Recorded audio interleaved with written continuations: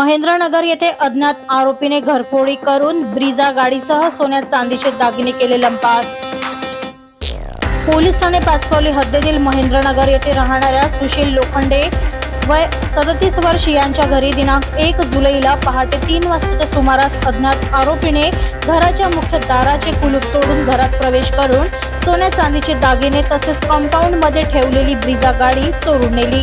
या प्रकरणी सुशील यांनी दिलेल्या तक्रारीवरून 2 जुलैला दुपारी 3 वाजता अज्ञात आरोपी विरुद्ध पाचपावली पोलीस ठाण्यात गुन्ह्याची नोंद करण्यात आली असून पुढील तपास पोलीस करीत आहेत।